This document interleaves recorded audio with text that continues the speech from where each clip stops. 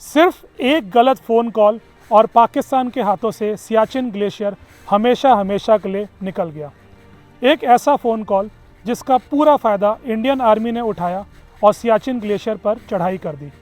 आज India now and how पे मैं आपका होस्ट अंकित आपको सियाचिन ग्लेशियर की उस दिलचस्प कहानी को सुनाऊंगा जिसके मुख्य पात्र थे Indian army, general Parvez Musharraf, Pakistan army और एक गलत फ़ोन कॉल।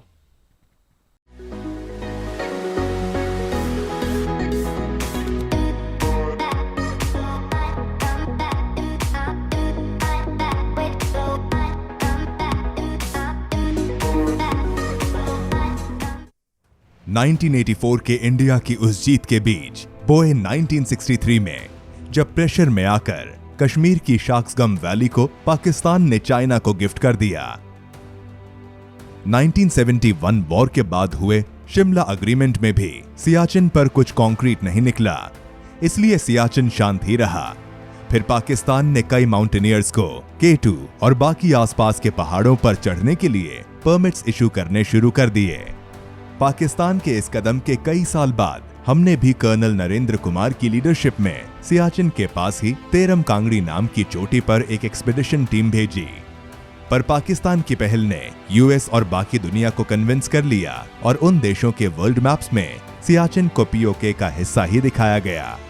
पाकिस्तान आर्मी ने सियाचिन पर प्रॉपर कब्जा करने के लिए तैयारी शुरू कर दी और फिर उस फोन कॉल का समय आया जिसे याद करके पाकिस्तान आज भी खून के आंसू रोता है।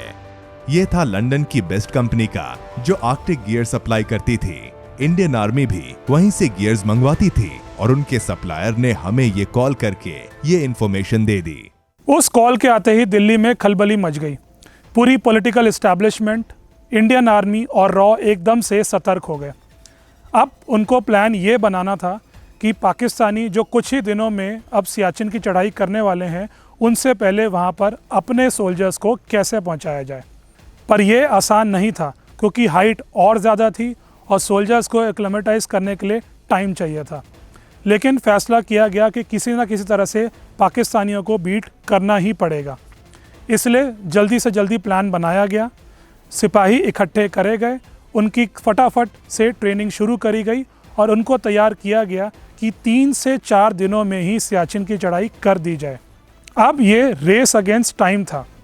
पाकिस्तानी टीम ने तैयारी शुरू कर दी थी और यहाँ पर हमने अपनी सरकार और इंडियन आर्मी ने 2-3 दिन में ही सारा बंदोबस्त कर लिया था।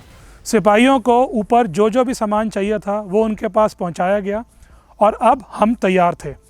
पाकिस्तानी 4 से 5 दिन में ऊपर चढ़ाई करने वाले थे। बस अब ये देखना था कि क्या इंडियन आर्मी 2 से 3 दिन के अंदर सियाचिन की वो ऊंची पहाड़ियों पर चढ़ पाएगी या नहीं। दिन था 13 अप्रैल 1984, बैसाखी। कुमाऊं रेजिमेंट, लद्दाख स्काउट्स और इंडियन एयरफोर्स ने 4 दिनों में सियाचिन के जस्ट वेस्ट में बिलाफोंड ला और सिया ला पर कंट्रोल बना लिया। बिलाफोंड हिस्टोरिकली भी इंपॉर्टेंट पॉइंट है जो पुराने सिल्क रूट पे पड़ता था। पाकिस्तान को जब पता चला तो 25 अप्रैल को वो झड़प के लिए आए पर कुछ नहीं कर सके। अभी भी एक क्रूशल पोस्ट पाकिस्तान के पास थी जिसे वो मोहम्मद अली जिन्ना के नाम पर कायद कहने लगे। फिर 3 साल बाद 1987 में हमने कुछ ट्राइज किए जिसमें एक सेकंड लेफ्टिनेंट राजीव पांडे शहीद हुए। उन्हीं के ऑनर में 25 जून 1987 को लॉन्च हुआ ऑपरेशन राजीव। मेजर वरिंदर सिंह की कमांड में बर्फीली पहाड़ियों पर -25 डिग्रीज में ऊपर की चढ़ाई सामने थी जिसके ऊपर बैठे दुश्मन के पास इजी एडवांटेज था। लेकिन नायक सूबेदार बाना सिंह और उनकी टीम ने उसमें भी ऊपर जाने का सबसे मुश्किल रास्ता चुना जहां से पाकिस्तान एक्सपेक्ट नहीं करता। बहुत मुश्किलें रही, हैंड टू हैंड फाइटिंग भी हुई, लेकिन उनकी दिलेरी ने कायद पोस्ट को भारत के कंट्रोल में कर दिया। उस पोस्ट को उनके नाम पर बाना पोस्ट रखा गया। फिर 1989 में ऑपरेशन आइबिक्स में ब्रिगेडियर परवेज मुशर्रफ की लीडरशिप में पाकिस्तान से और हिस्से लिए।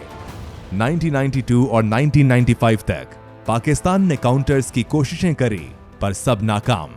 उस एक फोन कॉल ने सब कुछ बिगाड़ दिया था पाकिस्तान के लिए।